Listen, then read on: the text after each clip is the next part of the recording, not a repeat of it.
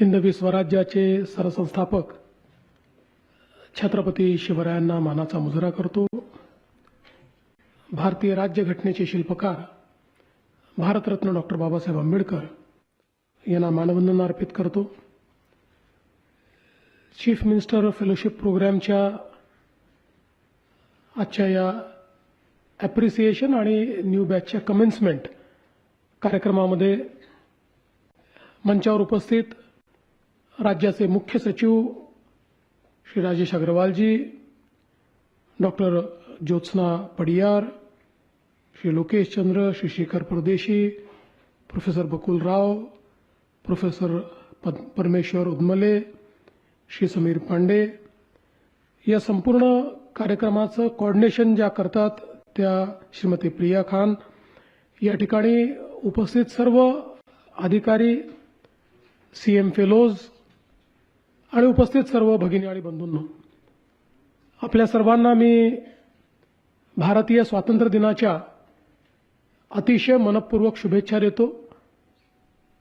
आणि हे स्वातंत्र्य जे आपल्याला अनेक लोकांच्या बलिदानाने मिळालेलं आहे, ज्याकरता अनेकांनी आपलं जीवन दिलेलं आहे, ते स्वातंत्र्य टिकलं पाहिजे, रुजलं पाहिजे आणि सामान्यातल्या सामान्य माणसाला त्या स्वातंत्र्याची फळे मिळाली पाहिजेत, हा विचार करून आपल्या सगळ्यांना आपल्या जीवनामध्ये काम करायचं आहे। आणि मला विश्वास आहे की ज्या गतीने आपला देश प्रगती करतोय, ज्या प्रकारे विविध विषयांवर आज आपला देश आघाडी घेतोय, निश्चितपणे तुमची जी पिढी आहे, तुमच्या नंतर जी पिढी आहे, यांच्या प्रयत्नातूनच आपण 2047 सालचा विकसित महाराष्ट्र आणि विकसित भारत हा घडवून दाखवू, हा विश्वास मला वाटतो।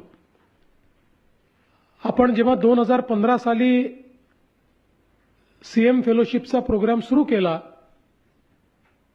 त्यावेळी काही संकल्पना आपल्या मनामध्ये होत्या आणि त्यातली प्रमुख संकल्पना अशी होती की सरकार आपल्या पद्धतीनं काम करतो, सरकारमध्ये अनेक उत्तम क्वालिफाईड अधिकारी देखील असतात, त्यातले अनेक अधिकारी तर अतिशय ट्रान्सफॉर्मेशनल काम करतात।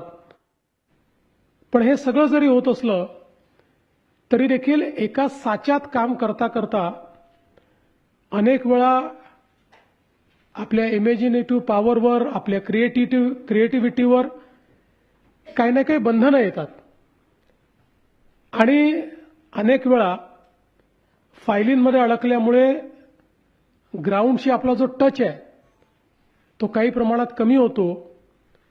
बरेच वेळा मानसिकता अशी तयार होते की आम्हाला सगळं माहिती आहे, नव्याने काही आता सांगण्याची आवश्यकता नाही आहे, आणि मग त्यातनं एक कॉम्प्लिसन्सी वाढते। आणि म्हणून काही ना काही फ्रेश विचार हा आपल्या या प्रशासनात आला पाहिजे। आणि त्याचसोबत ही जी सगळी प्रशासनिक व्यवस्था आहे, ही व्यवस्था देखील आमच्या तरुणाईला समजली पाहिजे। ते जरी शासनात काम करणार नाहीत, ते जरी खासगी क्षेत्रात काम करतील, आपला व्यवसाय करतील, तरी देखील जर ही सगळी सिस्टीम ही त्यांना माहिती असली तर ज्या ज्या क्षेत्रात ते काम करतील त्या त्या क्षेत्राला ते चांगल्या पद्धतीनं त्या ठिकाणी एक प्रकारे समृद्ध करू शकतील। आणि म्हणून आपण हा फेलोशिपचा कार्यक्रम सुरू केला आणि गेल्या अनेक वर्षांमध्ये मला अतिशय आनंद आहे की तो खूप चांगल्या प्रकारे समृद्ध होत गेला, इव्हॉल्व होत गेला। आज आपण IIT सोबत इतकं चांगलं कार्य करतोय आणि त्याच्यामुळे मला असं वाटतं की एक स्ट्रक्चर्ड अप्रोच या फेलोशिपच्या कार्यक्रमाला या ठिकाणी मिळाला आहे। खरं म्हणजे मला एका गोष्टीचा नेहमी आनंद होतो, मी देशात कुठेही गेलो तरी देखील प्रत्येक प्रमुख कार्यक्रमात कोणी ना कोणी फेलो मला भेटतो की आम्ही या बॅचमध्ये फेलोशिपमध्ये काम केलेलं आहे। आणि त्या सगळ्यांना त्या ठिकाणी ते ज्यावेळेस भेटतात त्यावेळेस त्यांच्या जीवनामध्ये फेलोशिपमुळे काय परिवर्तन घडलं हे ते सांगतात। त्याचा त्यांच्या क्षेत्रात त्यांना काय उपयोग झाला हे देखील ते सातत्याने सांगतात.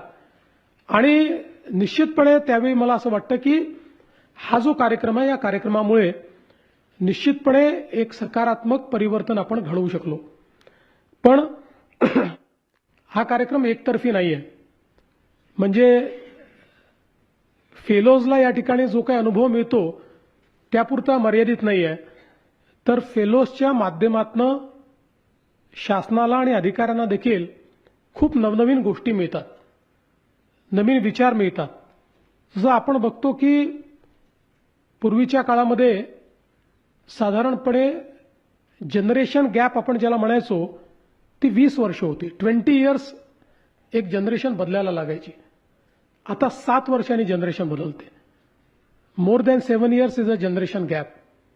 त्यामुळे नवीन जनरेशनच्या ॲस्पिरेशन्स, त्यांच्या पद्धती, त्यांची कार्यपद्धती, या सगळ्या गोष्टी जोपर्यंत आपण अकोमोडेट करणार नाही तोपर्यंत इन्क्लुझिव्ह गव्हर्नन्स आपण करू शकणार नाही.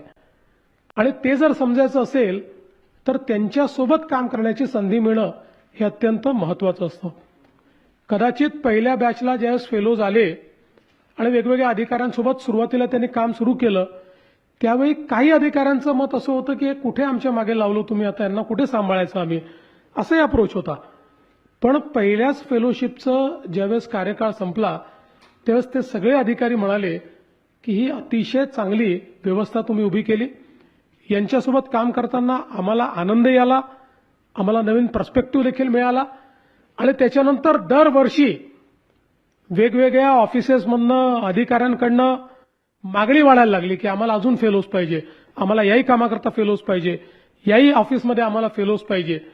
आणि मला असं वाटतं की एक अतिशय चांगली रचना ही फेलोजच्या माध्यमातून या ठिकाणी उभी राहिली. आणि आज आपण पाहतोय की इतके इनोव्हेशन्स आमचे फेलो त्या ठिकाणी करतात.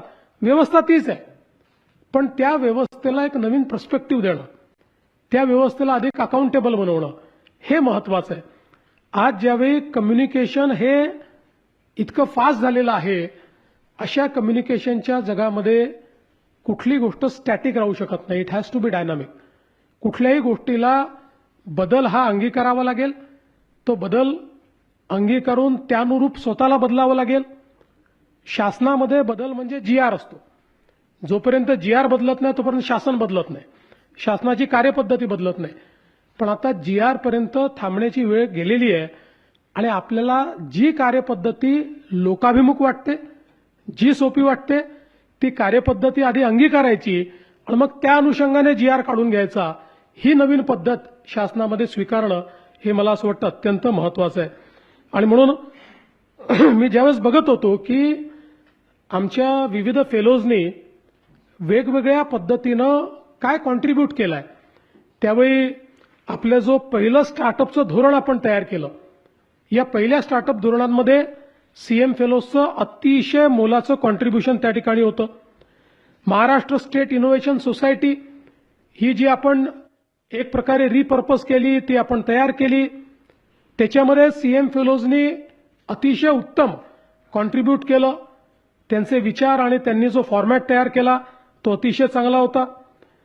CM वॉर रूमच्या धर्तीवर जिल्ह्यामध्ये ज्या वॉर रूम्स तयार झाल्या आणि त्यातनं वेगवेगळ्या प्रकारे जिल्ह्यांमध्ये आपल्या कामाचं ऑडिट, त्याचं मोजमाप आणि त्याचं ॲक्च्युअल ग्राउंडवर काय परिस्थिती आहे या संदर्भातली माहितीचं संकलन, डेटा तयार करणं, याकरता फेलोजनी वेगवेगळ्या जिल्ह्यांमध्ये वेगवेगळ्या सेक्टर्सच्या ज्या वॉर रूम्स तयार केल्या त्याच्यामुळे करेक्ट डेटा आपल्याला मिळायला लागला. कारण अनेक वेळा शेवटी एखादा आपण अहवाल तयार करतो तर त्या अहवालामध्ये कुठल्या तरी जिल्ह्यातनं, तालुक्यातनं आलेले आकडे, या आकड्यांच्या आधारावर आपण तो अहवाल तयार करतो. पण ते आकडे किती खरे आहेत, ते आकडे खरोखर फील्डवरनं आले आहेत का, हे पाहण्याची मला असं वाटतं की राज्यस्तरावर तरी कुठले मेकॅनिझम नाही आहे. पण आज ज्या वेगवेगळ्या डॅशबोर्ड्स आपण तयार केलेले आहेत, त्याच्यावर जे काही चेक्स अँड बॅलन्सेस आपण टाकलेले आहेत, त्यामुळे करेक्ट डेटा आपल्याकडे येतोय आणि हा सगळा डेटा आपल्यापर्यंत पोहोचवण्यामध्ये आपल्या फेलोजनी खूप चांगलं काम केलंय. जलयुक्त शिवार सारखी योजना की ज्याच्यामध्ये त्या योजनेचं GIS मॅपिंगच्या संदर्भातले जे काही टूल्स आपण तयार केले ते आमच्या फेलोजने तयार केले. मागेल त्याला शेततळ्यासारखी योजना की जी योजना खूप यशस्वी झाली आणि ज्या योजनेचं जे आपण एक ॲप तयार केलं किंवा त्याची जी व्यवस्था तयार केली याला प्राईम मिनिस्टर्स बेस्ट इनोव्हेशनचा अवॉर्ड मिळाला.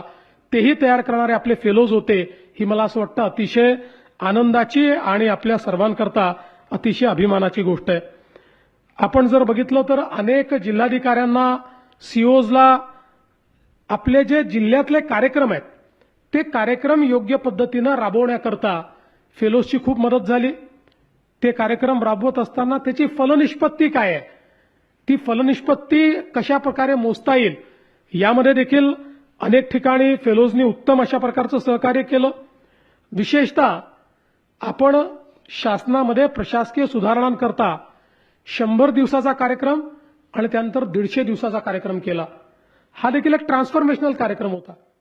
आम्ही देखील नवनवीन कार्यक्रमातनं शिकत असतो आणि आम्हालाही हे लक्षात आलं की शासनामध्ये चॅलेंज मोडवर गेलं तर आमच्या सगळ्या प्रशासनाची क्षमता आपल्याला लक्षात येते. म्हणजे आपलं जे प्रशासन आहे ते कसं आहे तर आपल्याला माहिती आहे की रामायणामध्ये हनुमानाने ज्यावेळेस सूर्याला गिळायचा प्रयत्न केला आणि त्याच्यानंतर त्यांची शक्ती जी आहे त्या शक्तीचा त्यांना विसर पडला आणि मग ज्यावेळी लंकेला जायचं होतं त्यावेळी ते म्हणाले मी कसा जाऊ शकणार आहे. त्यावेळेस त्यांची शक्ती त्यांना आठवण करून दिली. त्यांना सांगितलं तुम्ही किती शक्तिमान आहात आणि त्या शक्तीची आठवण केल्याबरोबर त्यांनी हनुमान उडी घेतली आणि ते लंकेत पोहोचले. तसं प्रशासन हनुमानासारखं आहे. त्याला सातत्याने त्याच्या क्षमतेची आणि शक्तीची जाणीव करून द्यावी लागते. ती शक्ती आहे, ती क्षमता देखील आहे. प्रत्येक व्यक्ती इथे आलेला कुठल्या तरी संघर्षातनं पोचलेला आहे, मेहनत करून पोचलेला आहे. पण अनेक वेळा आपल्या समाज जीवनामध्ये आपण हरवून जातो आणि त्यातनं ती शक्ती कुठेतरी क्षीण होते आणि म्हणून मग अशा वेळी जेव्हा चॅलेंज मोड येतो आणि ज्यावेळी आपण त्याच्या स्वत्वाला आव्हान देतो त्यावेळी मात्र ती शक्ती जागरूक होते आणि मग चॅलेंज मोडवर जेव्हा काम चालू होतं त्यावेळी एक ट्रान्सफॉर्मेशन आपल्याला पाहायला मिळतं. तसं 100 दिवसाचा कार्यक्रम, 150 दिवसाचा कार्यक्रम या 2 कार्यक्रमांमध्ये अनेक गोष्टी ज्या वर्षांपासून होत नव्हत्या त्या 100 दिवसात प्रशासनाने करून टाकल्या, 150 दिवसामध्ये प्रशासनाने केल्या आणि याच्यामध्ये देखील खूप चांगलं सहकार्य आमच्या सीएम फेलोजचं मिळालं. चॅटबॉट्स असतील, तक्रार निवारणाच्या व्यवस्था असतील, ई गव्हर्नन्स प्रकल्पांचा सहभाग असेल, याच्यामध्ये फेलोजने जे काम केलं ते अतिशय उत्तम काम आहे. महाराष्ट्र युनिक इन्फ्रा आयडी जिचा मगाशी उल्लेख झाला, इतकं चांगलं एक आपण ही व्यवस्था उभी केली की ज्या माध्यमातनं, कारण पूर्वीच्या काळामध्ये अनेक वेळा आपल्याला असे घोटाळे पाहायला मिळायचे की एकाच झालेल्या रस्त्यावर दुसऱ्या कोणीतरी बिल काढून टाकलेलं आहे किंवा 2 विभागांनी एकाच रस्त्याचं बिल काढलेलं आहे असं देखील झालेलं आपण बघितलं. आणि म्हणून त्याच्यामध्ये अकाउंटेबिलिटी आली पाहिजे. प्रत्येक इन्फ्राला युनिक आयडी असला पाहिजे आणि मग त्या इन्फ्रास्ट्रक्चरच्या प्रोजेक्टमध्ये तो कधी झाला होता, एखादा रस्ता करायचा असेल यापूर्वी याच्यावर कधी पैसे खर्च केले होते हे आपल्याला माहिती पाहिजे. जेणेकरून पूर्वीचं काम योग्य होतं की नाही, चांगल्या क्वालिटीचं झालं होतं की नाही, अशा सगळ्या गोष्टी आपल्याला माहिती पाहिजे. आणि म्हणून यामध्येही खूप चांगलं मला असं वाटतं योगदान हे आमच्या सीएम फेलोजने दिलं. मुख्यमंत्री समृद्ध पंचायत राज अभियान आणि ज्या वेगवेगळ्या आवास योजना आहेत आणि विशेषतः प्रधानमंत्री आवास योजना आहे याच्यामध्ये देखील सीएम फेलोजने खूप चांगल्या पद्धतीनं काम केलं. शेतकरी आणि महिला बचत गटांच्या उत्पादनाच्या ज्या बाजारपेठा आपण तयार केला किंवा त्यांना बाजारपेठा मिळवून देण्याकरता जो प्रयत्न केला त्यात अनेक जिल्ह्यांमध्ये अतिशय इनोव्हेटिव्ह काम झालं आणि ते काम देखील आमच्या सीएम फेलोजने खूप चांगल्या पद्धतीनं केलं. लखपती दीदीच्या कार्यक्रमातला सीएम फेलोजचा सहभाग हा देखील अतिशय उत्तम होता. विशेषतः आदिवासी जिल्ह्यांमध्ये शिक्षण आणि आरोग्य या संदर्भात अतिशय फंडामेंटल काम जे आहे ते सीएम फेलोजच्या माध्यमातून करण्याचा प्रयत्न हा या ठिकाणी झाला की ज्यातून खऱ्या अर्थानं आपल्या योजना पोचल्या पाहिजे, त्याचा लाभ झाला पाहिजे. मगाशी ज्यावेळेस आपल्या 3 फेलोजने या ठिकाणी आपलं मत व्यक्त केलं त्यावेळेस त्यांनी हे सांगितलं की शासनाच्या योजना वेल इंटेंडेड असतात, पण त्याच्यामध्ये किती रोडब्लॉक्स असतात, किती डायनामिक्स असतात आणि समाजामध्ये वेगवेगळ्या प्रवृत्ती देखील असतात. जसं समाजात सकारात्मक प्रवृत्ती आहेत तशा नकारात्मक प्रवृत्ती आहेत आणि कुठलंही सकारात्मक काम करण्याकरता नकारात्मक प्रवृत्तींशी झगडावंच लागतं, त्यांना पराजित करावंच लागतं, तेव्हाच तुम्ही सकारात्मक काम करता. तुम्ही सकारात्मक आयडिया तयार केली म्हणजे ती यशस्वी होईल असं नाही आहे. ती आयडिया चांगलीच असते, पण तिच्या यशस्वीतेकरता त्याच्या भोवतीची नकारात्मकता संपवण्याची वेगळी आयडिया तयार करावी लागते. ती आयडिया जर अधिक चांगली असेल तर ही आयडिया आपली यशस्वी होते आणि म्हणून ते काम देखील मला असं वाटतं की अत्यंत चांगल्या पद्धतीनं आपण या ठिकाणी करू शकलो. आज आपण पाहतोय की वेगवेगळ्या क्षेत्रातनं आपले फेलोज या ठिकाणी येतात. अनेक चांगल्या प्रथितयश अशा प्रकारच्या नोकऱ्यांमध्ये असलेले देखील अनेक तरुण हे एक सोशल रिस्पॉन्सिबिलिटी म्हणून, एक सोशल कॉज म्हणून, आपल्याला काही शिकायचं आहे म्हणून, आपल्याला प्रशासनाशी जोडायचं आहे म्हणून एक वेगळ्या पद्धतीचा विचार घेऊन आपण सगळे या ठिकाणी येतात आणि प्रशासन असेल, वेगवेगळ्या सल्लागार संस्था असतील, कॉर्पोरेट्स असतील, या सगळ्यांमधनं आलेले हे जे फेलोज आहेत, मला असं वाटतं की हे इथनं शिकल्यानंतर ते ज्या क्षेत्रामध्ये जातात त्या सगळ्या क्षेत्रांना त्या ठिकाणी समृद्ध करण्याचं काम ते करतात. स्टार्टअप इकोसिस्टीममध्ये मी जातो, तिथे खूप मोठ्या प्रमाणात फेलोज मला सापडतात. वेगवेगळ्या ज्या काही अगदी मोठ्या टेक कंपनीज आहेत तिथे मी जातो, तिथे आपले फेलोज मला सापडतात, बँकिंगच्या क्षेत्रात सापडतात. त्यामुळे मला असं वाटतं की तुम्ही इथे जे शिकता ते शिकल्यानंतर तुमच्याही क्षेत्रात, ज्या क्षेत्रात तुम्ही जाता तिथल्या जाणीवा कशा विस्तारित करता येतील याचा प्रयत्न तुम्ही करता. आणि म्हणून मला असं वाटतं की शिकल्यानंतर आपल्या एकूण जीवनात तर परिवर्तन आलंच पाहिजे, पण ज्या इकोसिस्टीममध्ये आपण काम करतो त्या इकोसिस्टीमला परिवर्तित करण्याची भावना ही सातत्याने आपल्यामध्ये असली पाहिजे. नाहीतर आपण शिकलो, आनंदात एक सर्टिफिकेट देखील मिळालं आणि मग आपण त्याच्यानंतर आपल्या बिझनेस युज्युअलमध्ये लागलो तर मला असं वाटतं की या सीएम फेलोशिपचा फायदा होणार नाही. आपली अपेक्षा हीच आहे की जे चांगलं तुम्ही शिकलात, जे लोकांशी तुम्ही इंटरॅक्शन केलेलं आहे, त्यातनं समाजाच्या ज्या ॲस्पिरेशन, समाजाची जी स्पंदनं तुम्हाला समजलेली आहेत त्याच्यावर तुम्ही जर वर्किंग केलं, त्याच्यावर तुम्ही जर काम केलं. आणि अनेक वेळा आपण असा विचार करू शकतो की मी एकटा किती परिवर्तन करू शकणार आहे, पण मला असं वाटतं असं काहीच नसतं. शेवटी परिवर्तनाची सुरुवात कोणाला तरी करावी लागते. कोणीतरी परिवर्तनाची सुरुवात करतं तेव्हाच परिवर्तन होत असतं. आणि आपण या ठिकाणून जे नेतोय त्यातनं ट्रान्सफॉर्मेशन होऊ शकतं हे आपण अनुभवलेलं आहे. त्यामुळे ते ट्रान्सफॉर्मेशन करण्याकरता आपण प्रयत्नरत राहिलं पाहिजे आणि आपल्या कामाच्या व्यतिरिक्तही जिथे आपल्याला कॉन्ट्रीब्यूट करता येईल, जसं CS साहेबांनी सांगितलं की हे घर तर तुमच्याकरता नेहमीच खुलं आहे. तुम्हाला कुठल्याही कॅपॅसिटीमध्ये जर पुन्हा काम करायची इच्छा असेल, एखाद्या ठिकाणी काम करायची इच्छा असेल तर निश्चितपणे तुम्ही परत या. प्रियाशी किंवा इतर कोणाशी तुम्ही चर्चा करा. आपण जरूर तुम्हाला जोडून घेऊ. तुम्हाला काही चांगली कामं करायची असतील तर त्या कामांमध्ये तुम्ही त्या ठिकाणी मदत करू शकाल. काही ठिकाणी मेंटॉरशिप तुम्ही करू शकाल. त्यामुळे मला असं वाटतं की हा काही कुठल्या तरी एखाद्या बॅच पुरतं संबंध नाही आहे, तर मला असं वाटतं की एक लास्टिंग लिगसी ही आपण या कार्यक्रमाच्या माध्यमातून तयार करण्याचा प्रयत्न करतोय की जी एक प्रकारे पुढच्या काळातही चालू राहील. पण मला खूप आनंद आहे आणि खूप अभिमान आहे तुमचा सगळ्यांचा की तुम्ही सगळ्यांनी हा मार्ग निवडला आणि हा मार्ग निवडून या मार्गाने चालण्याचा जो काही तुम्ही प्रयत्न केला. आमच्या या तिन्ही मित्रांनी जो काही या ठिकाणी त्यांचं मनोगत जे व्यक्त केलं ते मनोगत अतिशय सुंदर होतं. मला असं वाटतं की हे मनोगत जरी आपण तरुणाईला ऐकवलं तरीही त्यांच्यामध्ये खूप मोठ्या प्रमाणात प्रेरणा आणि स्फूर्ती तयार होईल. म्हणून तुमच्या सगळ्यांच्या वतीनं त्या तिघांनी तुमच्या भावना व्यक्त केल्याबद्दल तिघांचंही मी अतिशय मनापासून अभिनंदन करतो. ज्या मागच्या बॅचचे जे सगळे फेलोज आहेत, ज्यांना आज आपण सर्टिफिकेट दिले आहेत, त्यांचं अतिशय मनापासून अभिनंदन करतो. नवीन बॅच आली आहे, नवीन बॅचनी याहीपेक्षा उत्तम काम करण्याचा प्रयत्न करावा. कारण जसं मी सांगितलं की दिस इज एव्हर इव्हॉल्व्हिंग. त्यामुळे मागच्यापेक्षा समोरचं अधिक चांगलं असलं पाहिजे, अधिक इव्हॉल्व्ड असलं पाहिजे. हा प्रयत्न आपण सगळे मिळून करूया आणि मला विश्वास आहे की पुढच्या बॅचच्याही ॲप्रिसिएशन सेरेमनीला मी जेव्हा येईल त्यावेळी अशाच प्रकारच्या खूप वेगवेगळ्या स्टोरीज, खूप वेगवेगळ्या ट्रान्सफॉर्मेशनल स्टोरीज मला या ठिकाणी ऐकायला मिळतील. त्याकरता नवीन बॅचला मी शुभेच्छा देतो. आणि हा संपूर्ण कार्यक्रम चालवणारी ही जी सगळी टीम आहे, जी अतिशय मेहनत करते, अगदी आपल्याला माहिती आहे की यातलं सगळ्यात सातत्य जे आम्ही ठेवलेलं आहे आणि मला असं वाटतं याच्या सफलतेचं सगळ्यात महत्त्वाचं काही गमक असेल तर याच्यामध्ये तुमच्यापैकी कोणी शिफारसीने आलेला नाही. आणि मीही कोणाची शिफारस केली तर ही टीम ऐकत नाही. त्यामुळे दरवर्षी आमचा कोणी ना कोणी मंत्री नाराज होऊन जातो. त्याला असं वाटतं की मी एवढं मुख्यमंत्र्याला सांगितलं आणि माझा माणूस तुम्ही का घेत नाही. पण आम्ही त्यांना सांगतो की बाबा तुझा जो कोणी माणूस असेल त्याला ती परीक्षा द्यायला लावा. जी काय प्रोसेस आहे प्रोसेसमध्ये जे उत्तम असतील ते या ठिकाणी येतील.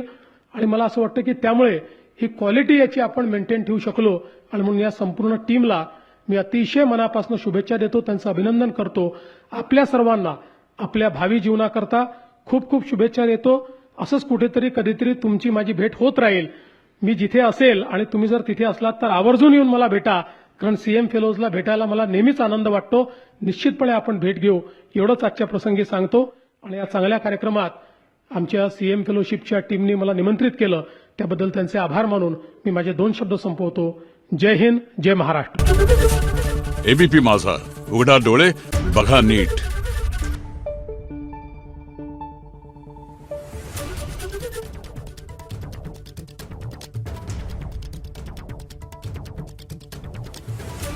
Thank you.